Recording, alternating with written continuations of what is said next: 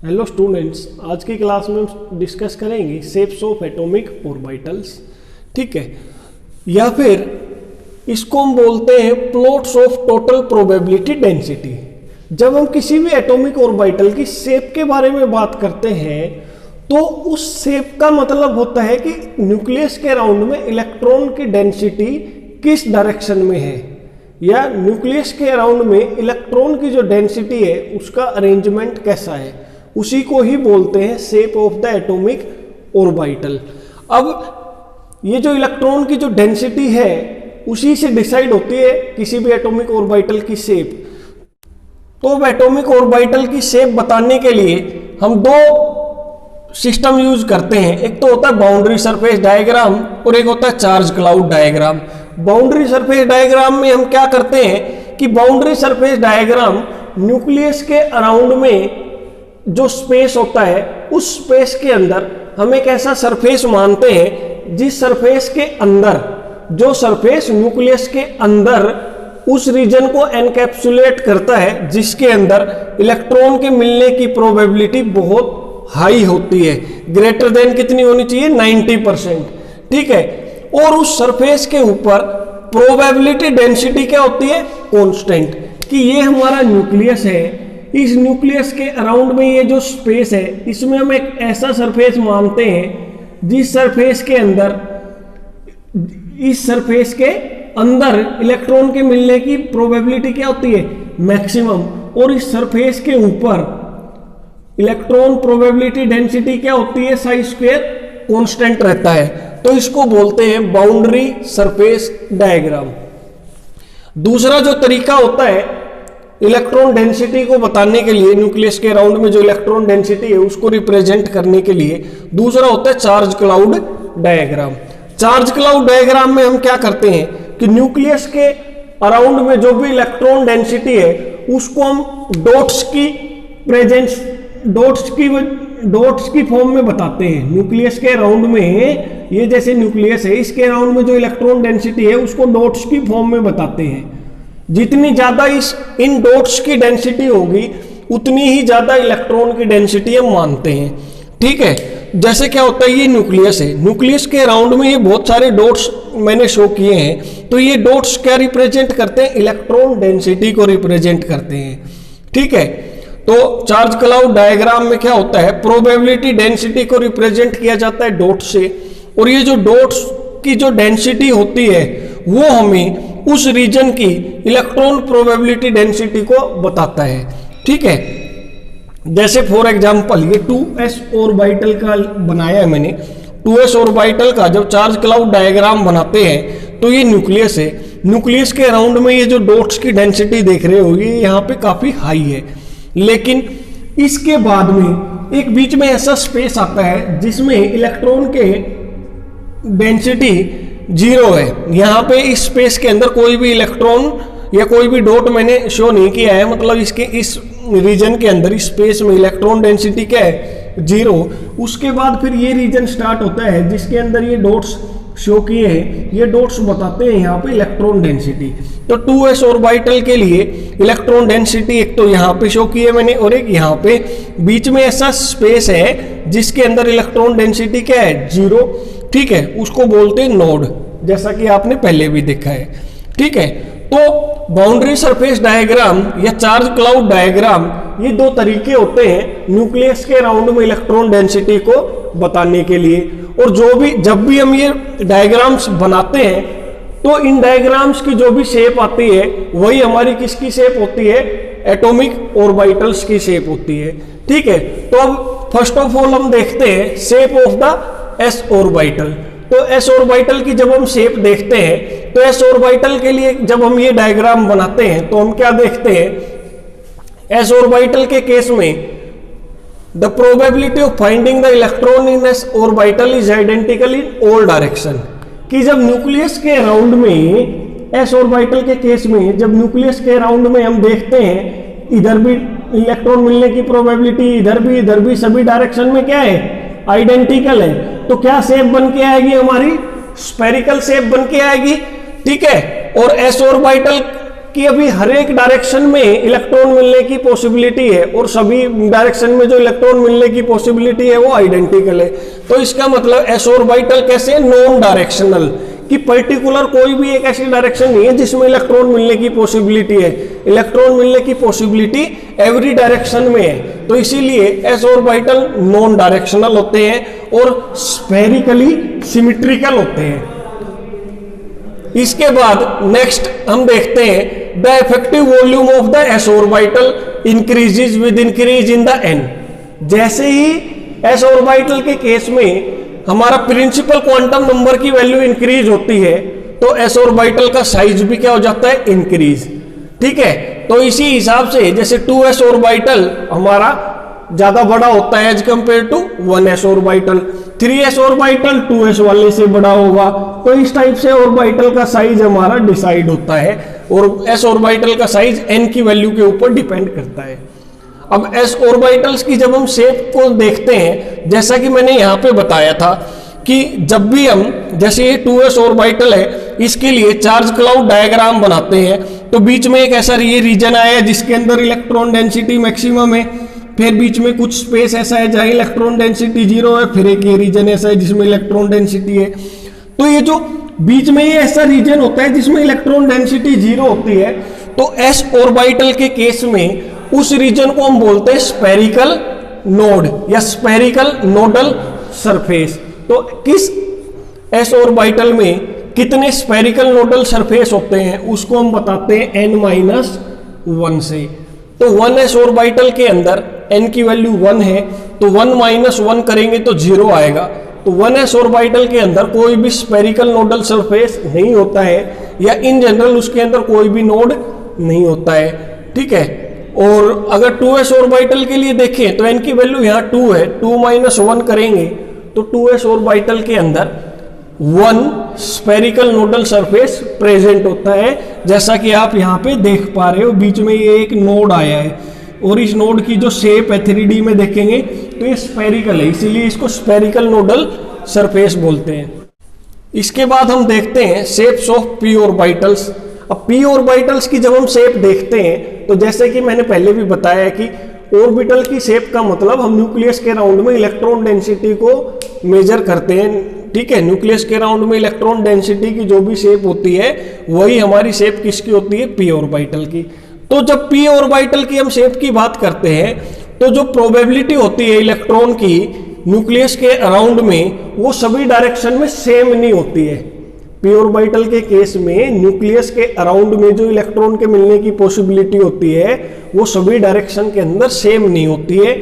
किसी डायरेक्शन में इलेक्ट्रॉन के मिलने की प्रोबेबिलिटी ज्यादा होती है और किसी डायरेक्शन के अंदर इलेक्ट्रॉन के मिलने की प्रोबेबिलिटी कम होती है।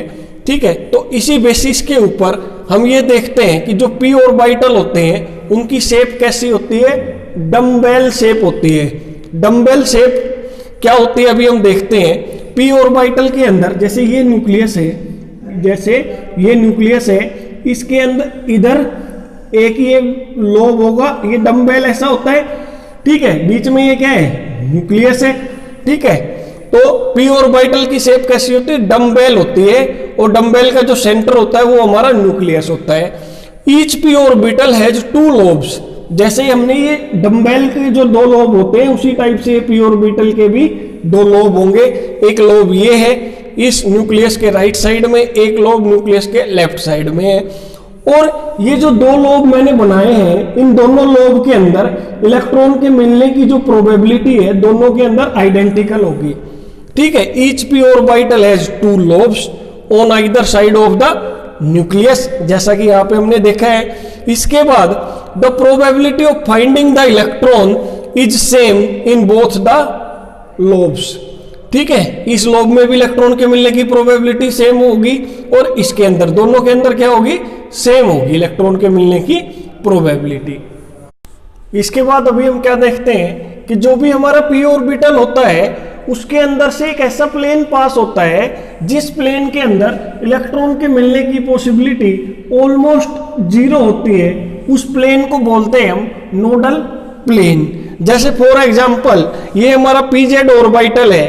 ठीक है, इस pz ऑर्बिटल के अंदर ये pz तो z एक्सिस के अलोंग है, ये तो जेड एक्सिस हो गया। और ये एक्स वाई के अलोंग एक ऐसा प्लेन होगा जो यहाँ न्यूक्लियस से पास होता हुआ जाएगा और उस प्लेन के अंदर इलेक्ट्रॉन के मिलने की पॉसिबिलिटी ऑलमोस्ट क्या होगी, जीरो होगी। उस प्लेन को बोलते हैं नोडल प्लेन। सेम ऐसा ही एक प्लेन पी वाई के लिए पॉसिबल है, सेम ऐसा ही पी एक्स के लिए पॉसिबल है, तो उस प्लेन को बोलते हैं नोडल प्लेन। इसके बाद अभी हम देखते हैं कि पी ऑर्बिटल के लिए एजीमुथल क्वांटम नंबर L = 1 होता है और मैग्नेटिक क्वांटम नंबर की बात करें तो अगर L = 1 है तो ml कितना हो सकता है, +1, 0, -1। और मैग्नेटिक क्वांटम नंबर जैसा कि हमने पहले डिस्कस किया है, ये हमें क्या बताता है, ओरिएंटेशन बताता है कि कितनी ओरिएंटेशन पॉसिबल है किसी भी ऑर्बिटल की स्पेस के अंदर। तो जैसे कि मैग्नेटिक क्वांटम नंबर की 3 वैल्यूज यहाँ पे आ रही है हमारे पास, तो ये तीनों डिफरेंट वैल्यूज हैं, इसीलिए पी ऑर्बिटल की 3 डिफरेंट ओरिएंटेशन पॉसिबल है और इन तीनों डिफरेंट ओरिएंटेशन पॉसिबल है, ठीक है। और इन तीनों डिफरेंट ओरिएंटेशन की वजह से हमारे पास 3 ऑर्बिटल होते हैं, पी ऑर्बिटल होते हैं, पी एक्स, पी वाई और पी जेड। क्योंकि ये जो डिफरेंट ओरिएंटेशन है ये along X axis, Y axis and Z axis के अलोंग है, ठीक है। और ये जो 3 पी ऑर्बिटल होते हैं ये एक दूसरे से 90 डिग्री की एंगल के ऊपर अलाइन होते हैं। ये पी एक्स है, ये पी वाई है और ये पी जेड है। पी एक्स ऑर्बिटल जो होगा वो अलोंग द एक्स एक्सिस होगा, एक लोब इधर होगा, एक लोब इधर होगा। P Y orbital along the Y axis होगा, P Z orbital along the Z axis होगा, ठीक है। और ये जो 3 पी ऑर्बिटल पॉसिबल हैं, इन तीनों पी ऑर्बिटल्स की एनर्जी इक्वल होती है, ठीक है। और इसीलिए इन तीनों पी ऑर्बिटल को क्या बोलते हैं, डीजनरेट ऑर्बिटल्स। इसी तरीके से हम डी ऑर्बिटल्स की शेप देखते हैं। तो डी ऑर्बिटल्स के लिए जैसा कि आपको पता है L की वैल्यू 2 होती है, एजीमुथल क्वांटम नंबर L = 2 होता है डी ऑर्बिटल के लिए। तो मैग्नेटिक क्वांटम नंबर की वैल्यू कितनी होगी, +2, +1, 0, -1, -2। इसीलिए अब 5 यहाँ पे डिफरेंट वैल्यूज आ रही है मैग्नेटिक क्वांटम नंबर की। और मैग्नेटिक क्वांटम नंबर हमें क्या बताता है, डिफरेंट ओरिएंटेशंस बताता है जो किसी ऑर्बिटल के लिए पॉसिबल है। तो यहाँ पे डी ऑर्बिटल के लिए 5 डिफरेंट ओरिएंटेशंस पॉसिबल है, इसीलिए हमारे पास 5 डी ऑर्बिटल्स होते हैं और उन ऑर्बिटल्स को हम डेजिग्नेट करते हैं dxy, dyz, dzx, dx² - y² और एक होता है dz²। अब ये जितने भी डी ऑर्बिटल होते हैं इन सभी डी ऑर्बिटल्स की एनर्जी इक्वल होती है, इसीलिए ये सभी 5 डी ऑर्बिटल्स डीजनरेट होते हैं, इन सभी की एनर्जी इक्वल होती है। डीजनरेट का मतलब ऐसे सेट ऑफ ऑर्बिटल जिनकी एनर्जी क्या हो, इक्वल हो, ठीक है। अब यहाँ पे इन 5 ऑर्बिटल्स को हम देखते हैं, इन 5 में से dxy, dyz, dzx, ठीक है। ये जो ऑर्बिटल है इनके 4 लोब्स होते हैं, ठीक है, इनके पास 4 लोब्स होते हैं और इन 4 लोब के अंदर ही हमारी मैक्सिमम इलेक्ट्रॉन डेंसिटी लाई करती है। और ये जो 4 लोब होते हैं ये xy, yz और zx प्लेन के अंदर लाई करते हैं, ठीक है। जैसे ये dxy है, ये dxz है और dyz है। dxy की बात करें तो ये dxy है, इसीलिए ये xy प्लेन के अंदर लाई करेगा। और डी ऑर्बिटल के कितने लोब होते हैं, इनके 4 लोब होते हैं, इसीलिए ये एक्स एक्सिस है, ये वाई एक्सिस। और ये 4 लोब कहाँ पे होंगे, एक्स वाई प्लेन के अंदर। ये एक्स वाई प्लेन में, ये एक्स वाई प्लेन में, ये एक्स वाई प्लेन में, ये भी एक्स वाई प्लेन में। इसी तरीके से डी एक्स जेड ऑर्बिटल के भी 4 लोब होंगे, ठीक है। और ये 4 लोब कौन से प्लेन में होंगे, एक्स जेड प्लेन में, ठीक है। इसी टाइप से डी वाई जेड ऑर्बिटल के 4 लोब होंगे इन वाई एंड जेड प्लेन्स। तो इस टाइप से हमने dx, dxz, dyz ऑर्बिटल्स को देख लिया कि किस टाइप से इनके लोब्स लाई करते हैं, ठीक है। इसके बाद हम देखते हैं कि जो हमारा 4th डी ऑर्बिटल है dx² - y², इस ऑर्बिटल के भी 4 लोब होते हैं, लेकिन इस ऑर्बिटल के जो लोब होते हैं वो हमारे अलोंग द एक्सिस लाई करते हैं, D X square minus Y square ये डी ऑर्बिटल है, इसके जो 4 लोब होंगे उनमें से 2 lobe along the X axis होंगे और 2 lobe along the Y axis होंगे।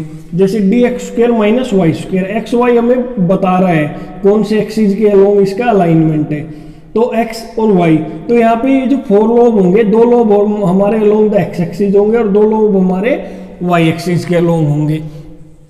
इसी टाइप से जो 5th ऑर्बिटल है हमारा डी जेड स्क्वायर के पास सिर्फ 2 लोब होते हैं। जो डी जेड स्क्वायर ऑर्बिटल होता है ये इसके पास सिर्फ 2 लोब होते हैं और बाकी जितने भी 4d ऑर्बिटल है इनके पास 4 लोब होते हैं।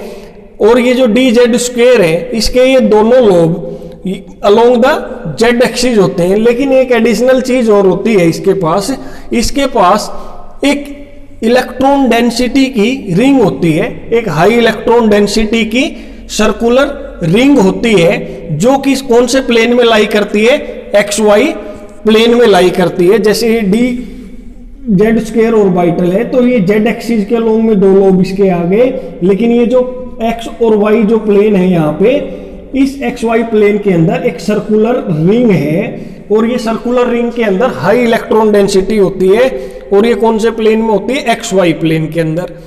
तो ये हमने देख लिया शेप डी ऑर्बिटल्स की, पी ऑर्बिटल्स की और एस ऑर्बिटल्स की।